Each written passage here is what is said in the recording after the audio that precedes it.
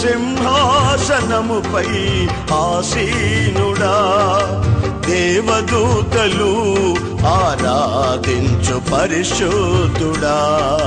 యేసయ్యా నా నిలువెల్ల నిండియున్నావు, నా మనసారని సన్నిధిలో సాగిలపడి నమస్కారము చేసేదా, సాగిలపడి నమస్కారము చేసేదా. నా మనసారని సన్నిధిలో సాగిలపడి నమస్కారము చేసేదా, సాగిలపడి నమస్కారము చేసేదా. మన ప్రభువైన యేసుక్రీస్తు అతి శ్రేష్టమైన నామాన్ని బట్టి కూడి వచ్చిన మీ అందరికీ ప్రభువు పేరట మరొకసారి హృదయపూర్వక అందరికీ వందనాలు. కొద్దిసేపు దేవుని మాటలు విందాం. దినవృత్తాంతాల 2వ గ్రంథం 20వ అధ్యాయము 30వ వాక్యాన్ని ఒక్కసారి చదువుకుందాం. ఈ ప్రకారము అతని దేవుడు చుట్టూనున్న వారిని జయించి అతనికి నెమ్మదిని అనుగ్రహింపగా యెహోషాపాతు రాజ్యము నిమ్మళముగా ఉండెను. ఆ రాజుగారి రాజ్యము నిమ్మళముగా నెమ్మదిగా ఉండెను.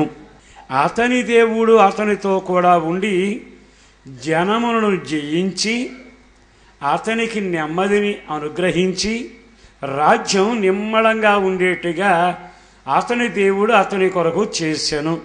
దేవుని ఎరిగిన వారం, దేవుని చేత ఎరగబడిన వారం, దేవుని కొరకు బ్రతుకుతున్న వారం, దేవుని పేరు పెట్టుకున్న వారం, ఆయనే మా రాజు, ఆయనే మా సైన్యాధిపతి, ఆయనే మా సర్వస్వం అని ఆయన గురించి మనం పాడుతున్నాం. ఆయన గురించి మనం చేయాల్సిన కార్యక్రమాలు చేస్తున్నప్పుడు మరి ఈ రాజుకి ఆ దేవుడు చేసినట్లుగా అదే దేవుడు నీకును తప్పక కార్యము చేయవలెను. ఇంకో మాట కూడా చెబుతాను.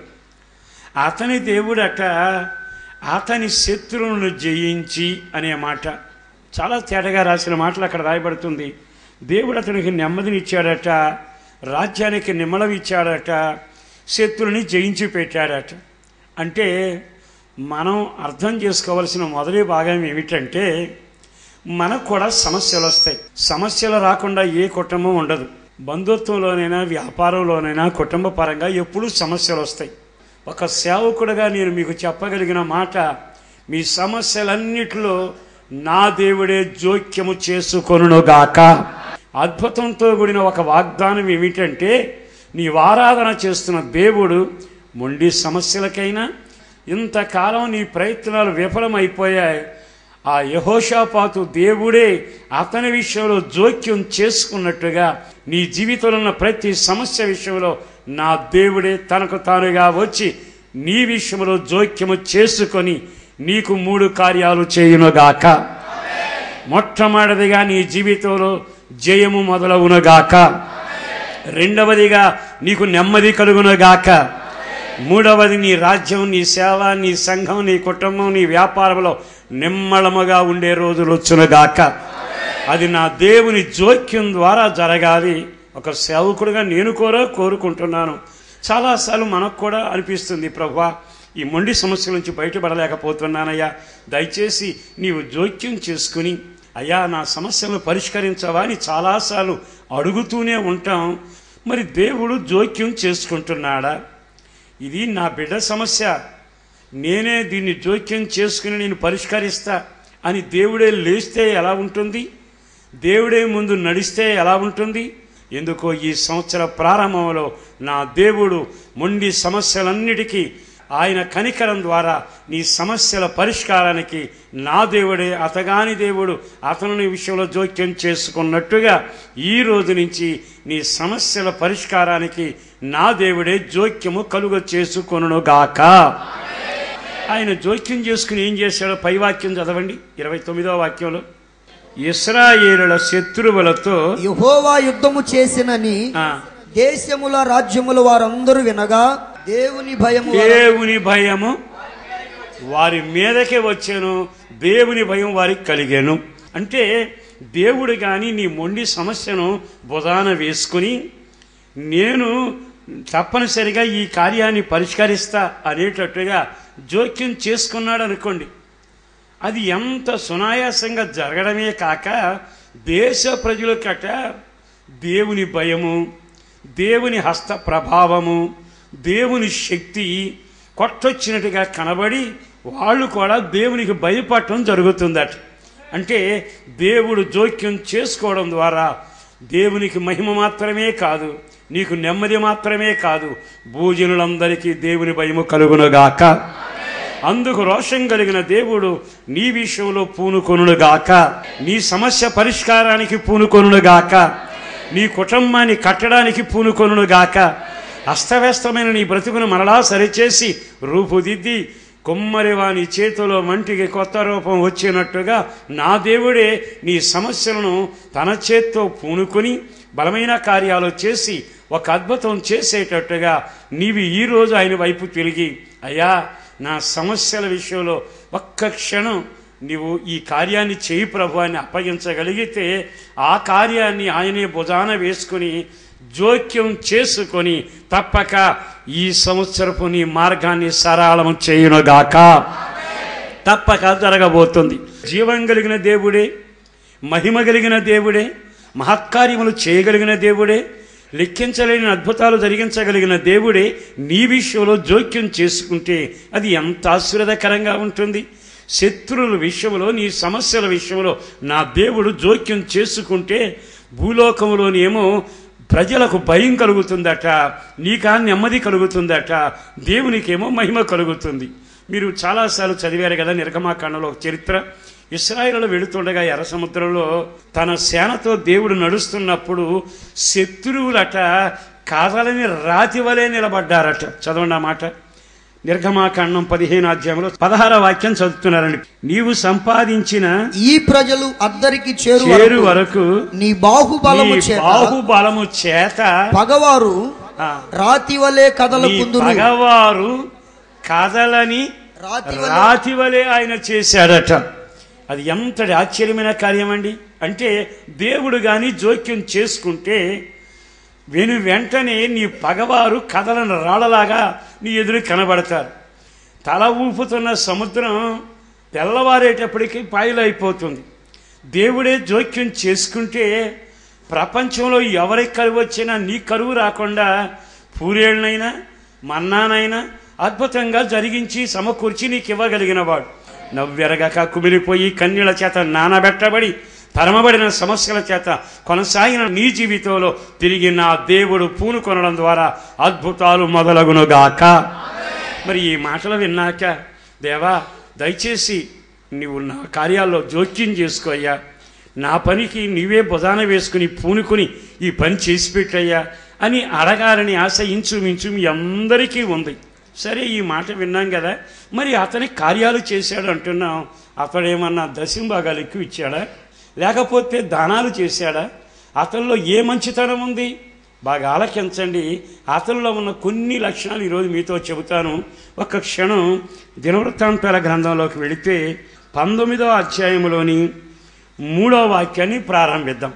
దేశములో నుండి నీవు దేవతా స్తంభములను తీసివేసి దేవుని యొద్ద విచారణ చేయుటకు నీవు మనస్సు నిలుపుకొని ఉన్నావు. నీ యందు మంచి క్రియలు కనబడుతున్నవి. ఈ రాజుని గురించి ఇతని యందు నేను మంచి క్రియలు చూస్తున్నాను. మరి ఈ రోజు నా మాట దేవుడు నిన్ను గురించి అంటే ఒక్క క్షణం ఆగి ఆలకించినప్పుడు దేవునికి ఏదో కానుక ఇవ్వడం మంచి క్రియ అనుకుని, దానం చేయటం మంచి క్రియ అనుకుని మనం అనుకుంటాం. కానీ దేవుని దృష్టిలో మంచి క్రియలు ఇతనిలో చాలా ఉన్నాయి. అందులో కొన్ని విషయాలు ఏమిటో తెలుసా? అక్కడ రాసిన మాట, ఇతడు దేవతా స్తంభములను తీసివేసి దేవుని యొద్ద విచారణ చేయుటకు మనస్సు నిలుపుకున్నాడట. దేవుని యొద్ద విచారణ చేయటం అందరికీ అలవాటు ఉంది. సమస్య వచ్చినప్పుడు, కడుపు ఉబ్బినప్పుడు, వేదన పుట్టినప్పుడు మనం ప్రార్థన చేస్తూనే ఉంటాం. కానీ కొన్ని రోజులు ప్రార్థన చేశాక మనం ఏం చేస్తాం తెలుసా?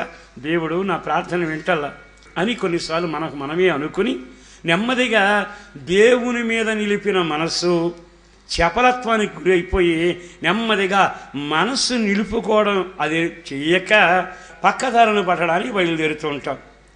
ఎర్ర సముద్రం పాయలు చేసిన దేవుని మీద, మన్నా కురిపించిన దేవుని మీద, పూరేళ్ళు పంపించిన దేవుని మీద ఇశ్రాయేలు మనస్సు నిలపక సమస్యలు వచ్చినప్పుడు వీరట ఐగుప్తు బలాన్ని నమ్ముకుందాం అని ఐగుప్తు బలం వైపు వెనక తిరిగారట.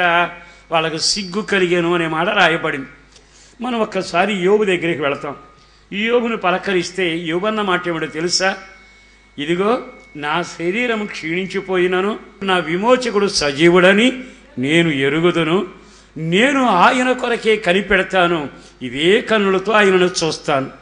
దావీదు ఒక కీర్తన రాశాడు, నా ప్రాణమా నాలో నీవెందుకు కృంగుతున్నావు, ఇంకను నేను ఆయన యందే నమ్మకముంచాను. కారణం ఏమిటో తెలుసా? నా దేవుడెవరో నేను ఎరుగుదును. నా దేవునికి చెప్పుకున్న ప్రార్థన ఏది వ్యర్థం కాదు. మరి ఈరోజు ఈ మాటలు విన్నాక నిజంగా నీ యందు మంచి క్రియ కనబడటం అంటే కేవలం నలుగురిని పలకరించడమా, కడుపులో తీసి పెట్టడం మాత్రమే కాదుగా, దేవునికి నీ యందు మంచి క్రియలు కనబడినట్లుగా ఆయన పైన నీ మనసు నిలిపి సమస్యలు చేజారిపోతున్నా ఆ కీర్తనాకారుడు 18 ఏమంటాడు? మరణపు ఊరులు నన్ను ఆవరించాయి, సమస్యలు నన్ను కొట్టుకుని తీసుకుని వెళ్ళిపోయాయి, అగాధ పంచుల్లోకి వెళ్ళాను, అయినా నేను ఇంకా మొరపెడుతూ ఉండగా నా దేవుడు మేఘములను వంచి సముద్ర తరంగాల మీద నడిచి నా దేవుడు నా దగ్గరకు వచ్చాడు. అది ఎంత నిరీక్షణ పదం! ఈ రోజున దేవుడు నీ యందు ముచ్చటపడి ఓ మంచి క్రియ చేయడం అంటే నీవు దేవుని ఎరిగిన తర్వాత ఎరిగిన వాడుగానే బ్రతకాలి. మేలు జరిగితే ఒక రకంగా, కీడు జరిగితే మరొక రకంగా ప్రవర్తించక బైబిల్ లేఖనం ప్రకారం ఆయన యందే నేను మనస్సు నిలిపాను. లోకులైతే దేవుని యొక్క కార్యం జరగలేదని మనసు తిప్పుకుంటారేమో, కానీ నా విమోచకుడు సజీవుడను నేను ఎరుగుదును కదా, ఆయన లెక్కలేని అద్భుతాలు చేయగలిగిన వాడను నేను ఎరుగుదును కదా, ఆయన ప్రేమ మార్పు లేనిది. మనకు మార్పు ఉంది కానీ ఆయనలో మార్పు లేదు. ఆయన ప్రేమలో కానీ, పలకరింపులో కానీ, ఆదరణలో కానీ కొన్నిసార్లు మనలో చాలా మార్పు వస్తుంది. మనల్ని పొగిడినప్పుడు ప్రేమిస్తాం, మనల్ని తిట్టినప్పుడు ద్వేషిస్తాం. కానీ నా దేవుడు మార్పు లేనివాడు అని చెప్పడంలో ఆయన ఇంకా ప్రేమిస్తున్నాడు. ఎన్నిసార్లు నువ్వు ఎదురుతన్నావు, ఎన్నిసార్లు ఆయన నామంతో చెలగాటమాడావు, అయినా ప్రేమలో ఏం తరగలేదుగా, ప్రేమలో మార్పు ఏమి రాలేదుగా. ఆ ప్రేమ సమానంగా నిన్ను నడిపించబట్టి ఈ రోజున ఈ స్థితిలో నిలవగలిగాం. అందుకని అతని దేవుడు అతనితో కూడా ఉండి బలమైన కార్యాలు చేయడానికి కారణం అతని యందు కొన్ని మంచి క్రియలు కనిపించాయి. ఆ మంచి క్రియల్లో మొదటిది ఏమిటంటే ఆయన యందే మనస్సు నిలిపి. అక్కడ ఇంకో మాట రాశాడు, విచారణ చేసేందుకు మనస్సు నిలిపాడు. ఆ వాక్యం చదవండి. దేవుని యొద్ద విచారణ చేయుటకు నీవు మనస్సు నిలుపుకొని ఉన్నావు. దేవుని యొద్ద విచారణ చేయుట, దేవుని దగ్గర విచారణ చేసేటప్పుడు ఓ మాట చెబుతాను వినండి. అందరూ చూడండి. దావీదు అరణ్యంలో ఉన్నాడు. దావీదు బయటికి వెళ్ళి వచ్చేటప్పటికి భార్యల్ని పిల్లల్ని అందరిని తీసుకుని వెళ్ళిపోయారు శత్రువులు. ఆ సంగతి తిరిగి వచ్చి దావీదు చూసి ఏడవడానికి ఓపిక లేనంత ఏడిచాడు. ఏడ్చినాక సహజంగా ఏం చేయాలి? రే ఉన్నవాళ్ళారా బయలుదేరండి, మనం వెళదాం, వాళ్ళని తరుముదామని బయలుదేరి కత్తులు తీసుకుని ఆయుధాలతో పరిగెత్తుకుంటా శత్రువులు వెనకే పరిగెత్తాలి. కానీ అధ్యాయంలో మలుపు తిరిగిన చరిత్ర ఏమిటో తెలుసా? అక్కడ వాళ్ళ శత్రువులు వీళ్ళ భార్యల్ని పిల్లల్ని ఆస్తిని తనతో ఉన్న వాళ్ళందరినీ తీసుకెళ్ళి వెళుతున్నారు. కానీ ఇతనేం చేస్తాడో తెలుసా? దేవా, నేను నీ దగ్గర విచారణ చేస్తున్నాను, దయచేసి నా మొర్ర ఆలకించి నన్ను వెళ్ళి తరమమంటావా, వాళ్ళు నా చేతికి దొరుకుతారా అని దేవుని దగ్గర విచారణ చేస్తున్నాడు. అది ప్రాణాపాయ పరిస్థితి.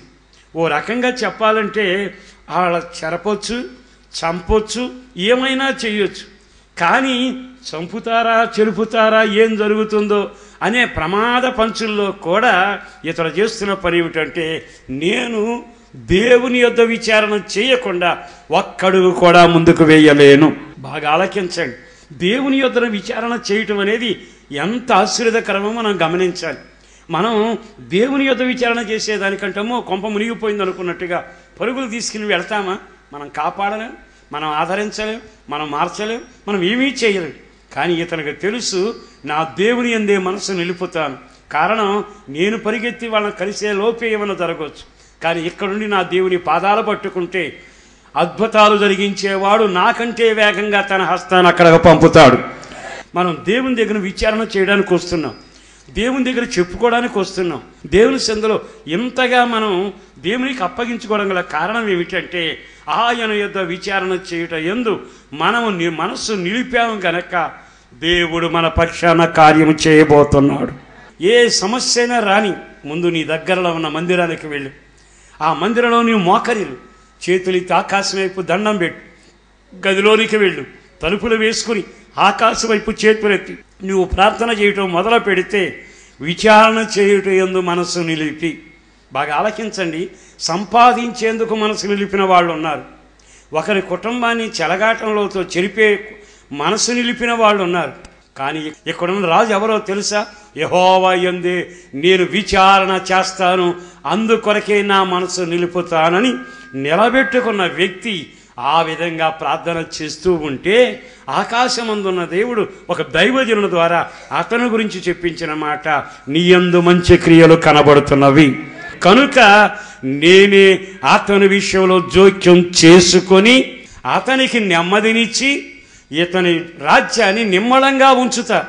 దేవుడు జోక్యం చేసుకుంటే ఆ కలిగే దీవెనలు ఈ రాత్రి నీకు కూడా కలిగేటట్టుగా నీవు ఆయన వైపు మనసు నిలిపి విచారణ, ప్రార్థించుట, రోధించుట అనే ఆ మంచి కార్యము నీవు చేయగలిగితే అతనికి తోడై ఉండి అతని విషయంలో జోక్యం చేసుకున్న అదే దేవుడు ఈరోజు నీ సమస్యల్లో కూడా తప్పక జోక్యం చేసుకొని ఈ రాబోయే దినాలు నీకు మేలు కర్మగా మార్చునగాక. మంచి క్రియల్లో రెండవ మాట కూడా చెబుతాను. యెహోషాపాతు యెరూషలేములో నివాసము చేయుచు, అంటే అది ఇంకా జరుగుతూనే ఉంది. యెరూషలేము అనే మాట చాలాసార్లు విన్నాం. దీనికి ఒక్క మాటలో చెప్పాలంటే సమాధాన పట్టణం, దాని పేరే సమాధానం. షాలేము రాజు యెరూషలేములోనే ఉంటాడు, తన పట్టణం అది. ఈ రోజున నీవు నివసించవలసింది ఎక్కడ అంటే ఆందోళన అనే చోట కాదు, నీ జీవితంలో అన్ని నిందలమయమైన స్థలంలో కాదు, కక్కి తినే దిక్కుమాలి స్థితిలో కాదు, ఓ రకంగా పతనమైన నిరాశలో కాదు. నీవు యెరూషలేము అని చెప్పబడిన షాలోమ్ అని చెప్పబడి సమాధాన పట్టణంలో నీవు నివసించుదువుగాక. అది దేవుని దృష్టిలో చాలా విలువైన కార్యం అట. అందుకే ఒకరోజు ఏమన్నాడు తెలుసా? ఇదిగో షిమి, నీకో మాట చెబుతున్నాను, యెరూషలేము వదిలిపెట్టి కానీ బయటికి వెళితే నీ ప్రాణానికి నీవే ఉత్తరవాదివి. దేవునికి దూరమైన యెరూషలేము అని చెప్పబడిన ఆయన సన్నిధికి దూరమైన సమాధాన రాజు షాలోము రాజు, ఆ సమాధాన పట్టణం నుంచి నీవు దూరమైన నీ జీవితంలో వర్ధిల్లుతున్నాను అనుకుంటే తప్పనిసరిగా రూతు గ్రంథంలో నయోమే గుర్తొస్తుంది. వర్ధిల్లింది 10 ఏళ్ళు, కానీ చివరికి మిగిలింది ఏముంది? నా యేసును బట్టి బ్రతిమలాడుతూ చెబుతున్నా, మన జీవితంలో ఏమి ఉన్నా ఏమి లేకపోయినా యేసు క్రీస్తు రక్తం ద్వారా కడగబడిన తరువాత దేవుని చేత పరిశుద్ధుడు అనే ఒక నామకరణం చేత మనకు పేరు పెట్టబడి గ్రంథంలో రాయబడిన ఆ వాస్తవాలు నెరవేరినట్లుగా ఆఖరి శ్వాస విడిచి వరకు క్రీస్తునందు తప్ప ఇంకా ఎక్కడ మనం కాపురం చేయకుందుముగాక. సరే, యెరూషలేములో ఎందుకు కాపురం చేయాలి? చదవండి, బైబిల్లో యెషయా గ్రంథంలో ఒక వాక్యాన్ని మీకు జ్ఞాపకం చేస్తాను. 33వ అధ్యాయములోని 20వ వాక్యం నుంచి ప్రారంభిద్దాం. ఉత్సవ కాలములలో మనము కూడుకొనుచున్న సియోను పట్టణమును చూడుడి, నిమ్మళమైన కాపురముగాను తీయబడని గుడారముగాను నీ కన్నులు యెరూషలేమును చూచును. నీ కన్నులు యెరూషలేమును చూచును. యెరూషలేములో నీవు ఎందుకు ఉండాలి? అక్కడ 2 మాటలు వాడాడు. ఏమిటది? యెరూషలేమును చూసినప్పుడట అది నిమ్మళమైన కాపురముగాను తీయబడని గుడారముగాను. గుడారాలు వేయటం తెలుసు, 4 రోజులలో పీకడం కూడా తెలుసు. కానీ ఇక్కడ అంటున్న మాట ఏమిటో తెలుసా? యెరూషలేము అనగా జరిగేది ఏమిటంటే ఆ గుడారాన్ని దేవుడు కట్టాడు, అది మాత్రం తీయబడదు. అక్కడ రాయబడినది నిమ్మళమైన కాపురం. అంటే యెరూషలేములో ఒక మనిషి నివసిస్తే అతని కుటుంబం నిమ్మళముగా ఉండునుగాక. నిజంగా ఆ మాట ఎంత ఆశ్చర్యకరం అండి. మరి కుటుంబాల్లో సమస్యలు, గొడవలు కారణాలు ఏమిటి? మనం సమాధాన రాజుతో ఉంటున్నామా? షాలోము రాజు పరిపాలన ఉంటున్నామా? ఆయనే దాన్ని మనల్ని ఏలుతున్నాడా? ఆయన అంటున్నాడు, యెరూషలేమును చూడండి, అది ఎలా ఉంటుందో తెలుసా? కన్నులారా మీరు చూస్తే నిమ్మళమైన కాపురంగా ఉంటుంది, గుడారముగా ఉంటుందండి. ఇంకో మాట కూడా చదవండి తర్వాత లైను. దాని మేకులు ఎన్నడూ ఓడదీయబడవు. అందరూ ఆమేన్ చెప్పండి. ఆమేన్. నీ గుడారానికి దేవుడే తాడు గట్టి మేకు కొట్టాడు, దాన్ని కదిలించేవాడు లేడు. నిన్ను నీ పిల్లల్ని గుడారంలో భద్రం చేశాడు. నీ మీద కప్పబడిన తన గుడారం ఎల్లప్పుడూ నీ క్షేమంగా ఉంటుంది. దాని మేకులు ఓడనే ఓడవు, ఓడదీసేవాడు కూడా ఉండడు. తర్వాత లైన్ ఏముంది?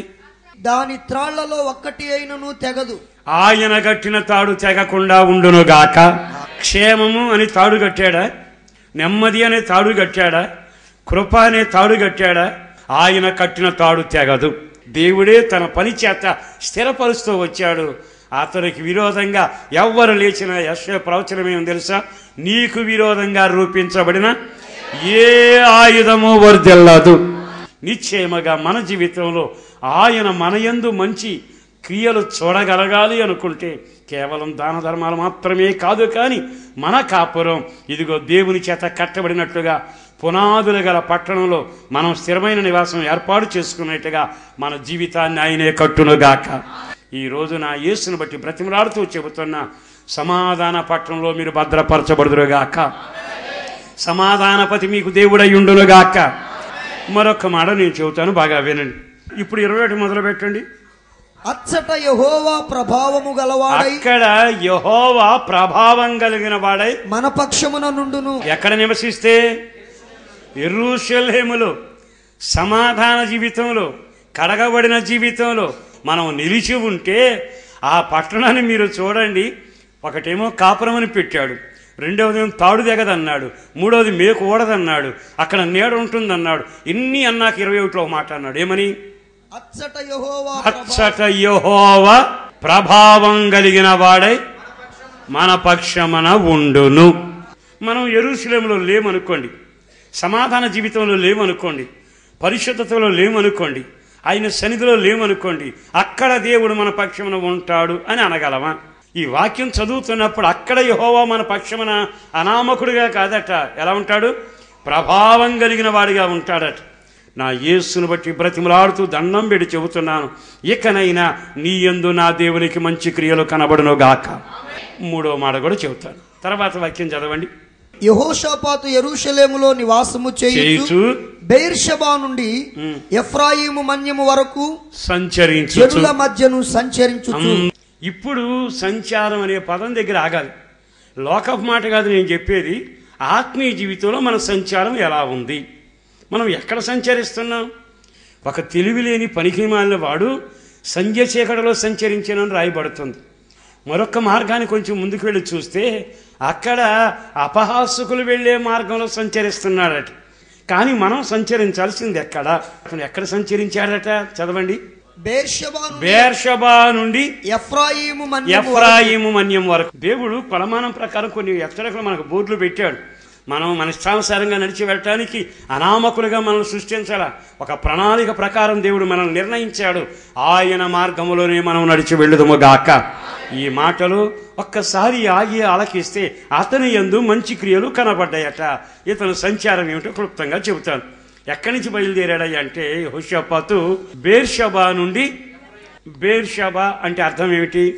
ఆదికాండం 26వ అధ్యాయము 33వ వాక్యం.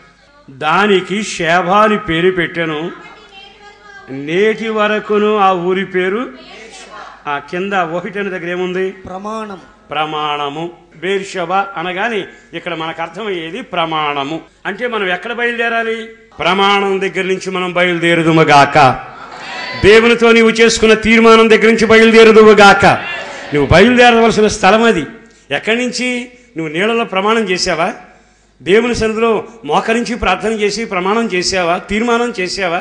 ఇక తాగను, ఇక తినను, దేవుని బిడ్డగా బాప్తిసం పొంది దేవుని కొరకు బతుకుతాను, దేవుని సన్నిధికి మానను, దేవుని సన్నిధిలో స్తుతిస్తాను. నువ్వు దేవుని సన్నిధిలో ఇక లోకంతో నాకు పని లేదని, నా దేవుని కొరకే జీవిస్తానని ఏ రోజు, ఏ సంవత్సరం, ఏ తారీఖున నీవు ప్రమాణం చేశావో దేవునితో నిబంధన చేశావో ఆ రోజు నుంచి ఆ ప్రమాణం దగ్గర నుంచి నువ్వు బయలుదేరుదువుగాక.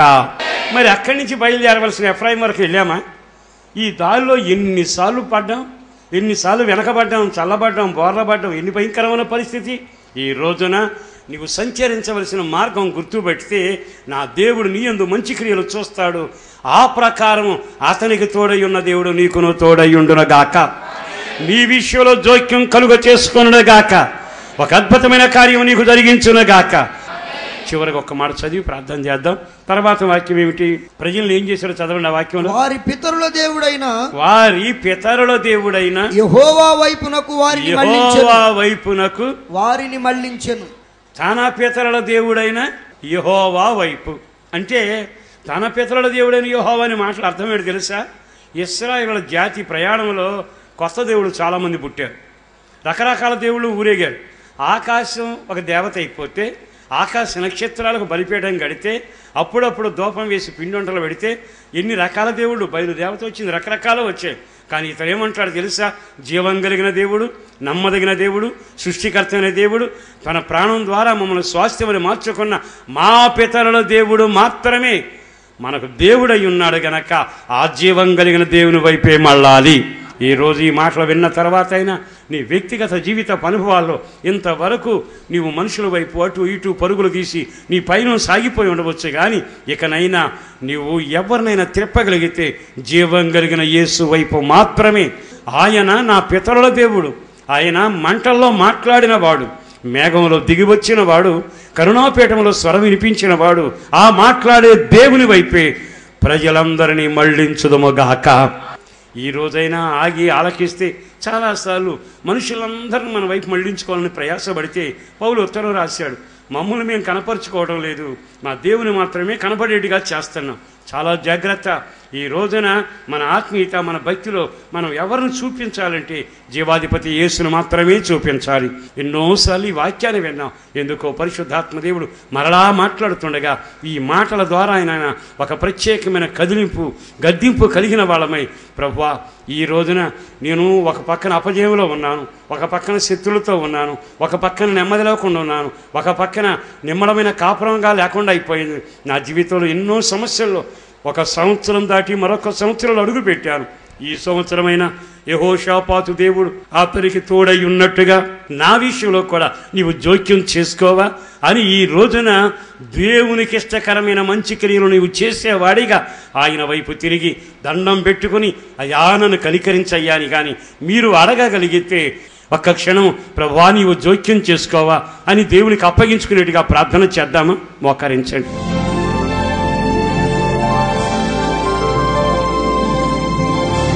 మహోన్నతుడా నీకు స్తోత్రం చెల్లిస్తున్నాను. ఎందరి జీవితాల్లోనూ నెమ్మది లేదు, ఎన్నో కుటుంబాలు నెమ్మదిగా లేవు.